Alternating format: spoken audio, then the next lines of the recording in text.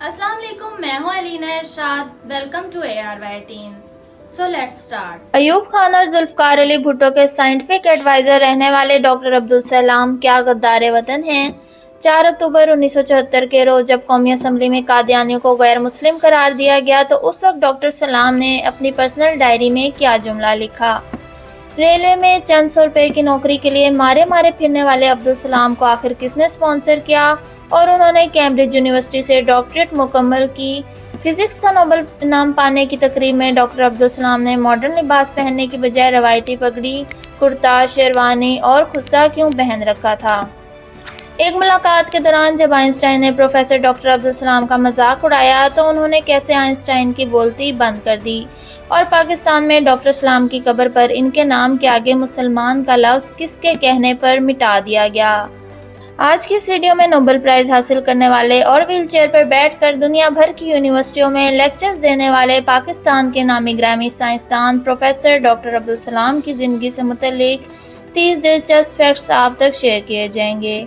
ARY teams की इस नई वीडियो में खुशामदीद। इससे पहले कि वीडियो स्टार्ट करें, अगर आप पहली बार हमारे चैनल पर आए हैं तो इसे लाजमी सब्सक्राइब कर लें और बेल आइकन को दबाते हुए ऑल पर क्लिक कर दें ताकि हमारी नई वीडियो सबसे पहले आप ही को मिल सके। Number 1, professor doctor Abdul Salam 29 जनवरी 1926 के रोज़ पंजाब के कदीम तरीन ज़िला झंग में पैदा हुए।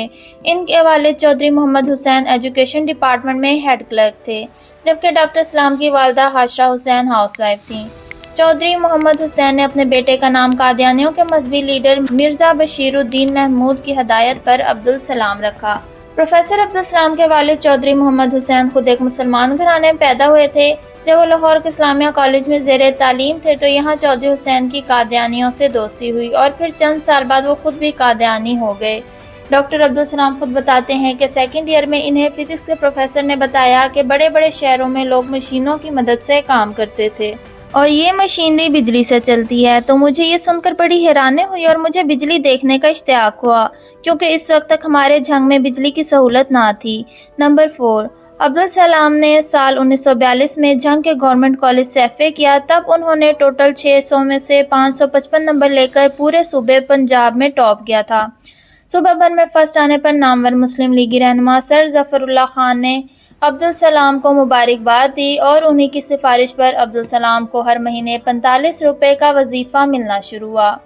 यहाँ मैं आपको बताती चलूँ कि वज़ीर आज़म लियाकत अली खान की काबीना के वज़ीर ख़ारजा भी कादियानियत के पैरोकार थे। अब्दुल सलाम लाहौर के गवर्नमेंट कॉलेज में पढ़ते रहे और यहाँ से उन्होंने रियाजी में मास्टर्स की डिग्री की। नंबर 6, कम लोग जानते हैं कि उन्होंने वालिद की ख्वाहिशों को मद्देनज़र रखते हुए इंडियन सिविल सर्विसेज के इम्तहानात की तैयारी की, लेकिन दूसरी जंग अजीम की वजह से ताज बरतानिया ने सिविल सर्विसेज के इम्तहानात को मुलतवी कर दिया। नंबर 7, अब्दुल सलाम ने इंडियन रेलवे में जॉब हासिल करने के लिए काफ़ी तगदुद की, लेकिन इन्हें वहाँ पर नौकरी ना मिल सकी। नंबर 8, क़याम पाकिस्तान से कबल वज़ीर आला पंजाब मलिक खज़र हयात तवाना के वज़ीर ने गरीब बच्चों की आला तालीम के लिए एक फ़ंड कायम किया हुआ था। इस फंड से अब्दुल सलाम को कैम्ब्रिज में पढ़ने का शानदार मौका मैसर आया। उन्होंने PhD मुकम्मल की, ताहम कुछ अरसे तक गवर्नमेंट कॉलेज लाहौर में पढ़ाते रहे। 1952 में इन्हें पंजाब यूनिवर्सिटी के मैथ डिपार्टमेंट का हेड बना दिया गया। नंबर 10, साल 1958 में सदर सिकंदर मिर्ज़ा ने डॉक्टर अब्दुल सलाम को प्राइड ऑफ परफॉर्मेंस अवार्ड के साथ साथ 20,000 रुपये नकद इनाम से नवाजा। Number 11, field marshal general Mohammad Ayub Khan ने डॉक्टर अब्दुल सलाम की पेशावराना सलाहियतों को देखते हुए इन्हें अपना साइंसी मशीर मुकर्रर किया। वो सकूत ढाका के बाद जुल्फ़कार अली भुट्टो की वज़ारत अज़्मा के दौर में भी मशीर साइंस के मनसब पर काम करते रहे। 1964 में अक़वाम मुत्तहिदा के दायरे यूनेस्को के ताउन से इटली में Abdul Salam international centre for theoretical physics के नाम से तालीमी दायरे की बुनियाद रखी। Number 13, doctor Abdul Salam Sparco के फाउंडिंग डायरेक्टर के तौर पर अपनी जिम्मेदारियां निभाते रहे। वो उस दौरान atomic energy commission of Pakistan का हिस्सा भी थे। नंबर 14, डॉक्टर अब्दुल सलाम जिन दिनों सदर पाकिस्तान के साइंसी मशीर थे, एक रोज़ वो मुल्तान एयरपोर्ट पर लैंड हुए। वो दीगर हुकूमती शख्सियात के साथ VIP रूम की जानिब बढ़ रहे थे। ऐसे में डॉक्टर अब्दुल सलाम की नज़र एक चौकीदार पर पड़ी और इसे देखते ही गले लगा लिया। थोड़ी देर बाद वो इसे अपने साथ VIP रूम में ले आए और तमाम अहबाब से तारुफ कराया कि उनका नाम लाजिम हुसैन है اور ہم دونوں بچپن میں ایک ساتھ پڑھتے تھے۔ نمبر 15 سال 1972 میں جب پاکستان کے ایٹمی پروگرام کی بنیاد رکھی گئی، اس میں پروفیسر ڈاکٹر عبدالسلام کا بطور مشیر سائنس کلیدی کردار تھا، لیکن بعد میں ڈاکٹر سلام ایٹم بم بنانے کے مخالف ہو گئے کیونکہ جوہری ہتھیاروں سے دنیا کے امن کو خطرہ ہو سکتا تھا۔ نمبر 16 قومی اسمبلی میں کئی روز کی بحث کے بعد جب 7 ستمبر 1974 کے روز آئین پاکستان میں قادیانیوں کو غیر مسلم اقلیت قرار دیا گیا، تو اس روز ڈاکٹر عبدالسلام نے اپنی ڈائری میں یہ لکھا، declare non Muslim can not cope. Doctor Abdus Salam نے ایک مرتبہ کہا تھا کہ میرے پاس دو راستے تھے، یا فزکس چھوڑ دوں یا پاکستان۔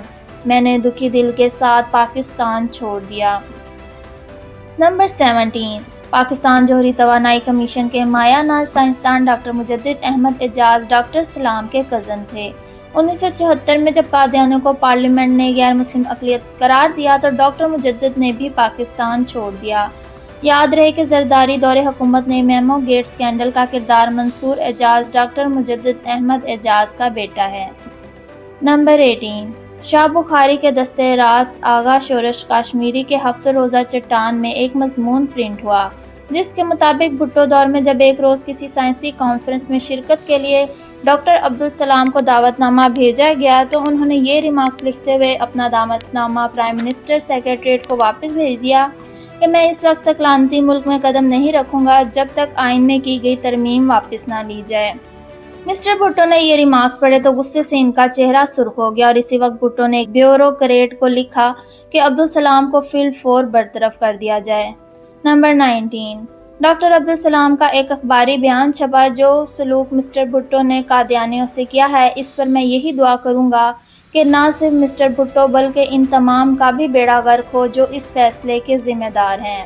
نمبر 20 ڈاکٹر عبدالسلام کا سائنسی کارنامہ theory of unification of fundamental forces تھا۔ اس نظریے کو میتھمیٹیکلی پروف کرنے پر انہیں اور ان کے دو ساتھیوں شیلڈن اور سیون کو 1979 میں مشترکہ طور پر نوبل انعام دیا گیا۔ جب ڈاکٹر عبدالسلام کو نوبل انعام دیا جانے لگا تو وہ اس تقریب میں پنجاب کے روایتی لباس میں ملبوس تھے، سر پر سفید پگ، کرتا، شیروانی اور پاؤں میں جھنگ کا مشہور زمانہ خصہ تھا۔ نمبر 21 ایٹمی پاکستان کے خالق ڈاکٹر عبدالقدیر خان اپنے ایک انٹرویو میں بتا چکے ہیں کہ ڈاکٹر عبدالسلام کو نوبل انعام خالصتاً ان کے مذہبی نظریات کی بنیاد پر دیا گیا۔ عبدالسلام 1997 ہی سے اس کوشش میں تھے کہ انہیں نوبل انعام ملے۔ نمبر 22 ڈاکٹر سلام کے بھائی چودھری عبدالمجید کے مطابق جب ڈاکٹر صاحب نوبل انعام حصول کر لینے کے بعد پاکستان لوٹے تو اسلام آباد میں انہیں صدر ضیاء الحق نے نیشنل اسمبلی ہال میں ڈاکٹریٹ کی اعزازی ڈگری دینا تھی۔ تقریب شروع ہونے سے پہلے نماز عصر کا وقت ہوا تو ضیاء الحق نے ہم سے پوچھا، پروفیسر صاحب کہ آپ ہمارے ساتھ نماز ادا کریں گے یا علیحدہ پڑھیں گے؟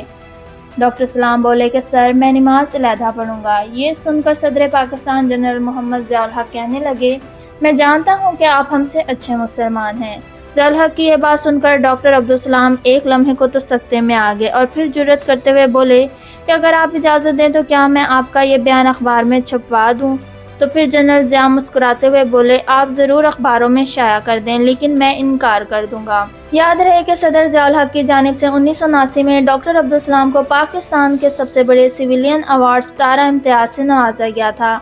نمبر 23 ڈاکٹر عبدالسلام کہا کرتے تھے کہ میری زندگی میں فقط دو ہی غم ہیں۔ پہلا دکھ یہ ہے کہ پاکستان میں سائنسدانوں کی اتنی عزت نہیں کی جاتی کہ جس توقیر کے وہ لائق ہیں، اور دوسرا یہ کہ عالم اسلام میں سائنس کی قدر نہیں کی جاتی۔ نمبر 24 ایک روز پروفیسر ڈاکٹر عبدالسلام کی آئنسٹائن سے ملاقات ہوئی تو ڈاکٹر عبدالسلام سے پوچھنے لگے کہ تم کیا کرتے ہو؟ ڈاکٹر عبدالسلام نے بتایا کہ میں ری نارملائزیشن تھیوری پر ریسرچ کر رہا ہوں۔ یہ جواب سن کر آئنسٹائن بولے، I am not interested in that. Doctor Abdus Salam وہاں سے جانے لگے تو آئنسٹائن نے آواز لگائی کہ کیا تم نے میری فلاں تھیوری پڑھی ہے؟ پھر ڈاکٹر عبدالسلام بولے، I am not interested in that, اور وہاں سے چلتے بنے۔ نمبر 25 سال 1986 میں ڈاکٹر عبدالسلام یونیسکو میں ڈائریکٹر جنرل بننے کے خواہش مند تھے۔ صدر پاکستان جنرل محمد ضیاء الحق نے اس موقع پر ڈاکٹر عبدالسلام کی جگہ اپنے وزیر خارجہ یعقوب علی خان کو نامزد کر دیا۔ ایسے میں اٹلی اور برطانیہ نے ڈاکٹر صاحب کو آفر کروائی کہ آپ ہمارے ملک کی شہریت اختیار کر لیں تو ہم آپ کو یونیسکو کا ڈائریکٹر جنرل بنوا دیں گے، لیکن ڈاکٹر صاحب نے انکار کر دیا۔ یاد رہے کہ رائے شماری میں یعقوب علی خان بھی شکست کھا گئے تھے۔ نمبر 26، عبدالسلام جو عالمی شہرت کے حامل سائنسدان تو تھے ہی، لیکن وہ ایک کٹر مذہبی ذہن بھی رکھتے تھے۔ وہ مرزا ناصر کے حکم پر 1966 سے لے کر اپنے مرتے دم تک قادیانی جماعت کے عہدیدار رہے۔ یاد رہے کہ ڈاکٹر عبدالسلام کو قادیانی مذہب کے پیروکار فرزند احمدیت کے نام سے پکارتے تھے۔ نمبر 27، ڈاکٹر عبدالسلام کو دنیا کی 36 یونیورسٹیوں نے ڈاکٹریٹ کی اعزازی ڈگریاں دیں۔ انہیں 22 ممالک نے اپنے اعلیٰ اعزازات سے نوازا۔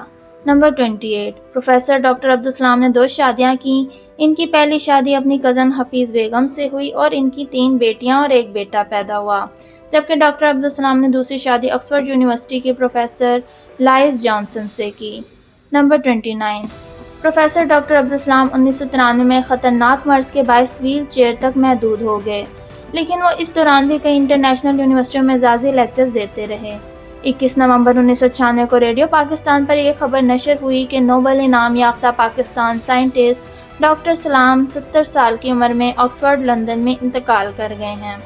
نمبر 30، ڈاکٹر عبدالسلام کے جسد خاکی کو خصوصی طور پر پاکستان لایا گیا اور یہاں قادیانی ہیڈ کوارٹر چناب نگر کے بہشتی مقبرے قبرستان میں انہیں من و مٹی تلے دفنا دیا گیا۔ 2014 میں مسلمانوں کے شدید احتجاج پر ان کی قبر کے خطبے پر لکھی عبارت میں سے لفظ مسلم کو صاف کر دیا گیا۔ میں امید کرتی ہوں آپ کی آج کی ویڈیو پسند آئی ہوگی۔ ویڈیو کو لائک کریں اور شیئر کریں۔ اس ویڈیو کے بارے میں آپ کی کیا رائے ہے؟ کمنٹ سیکشن میں ہماری بہتری کے لیے اپنی رائے کا اظہار ضرور کریں۔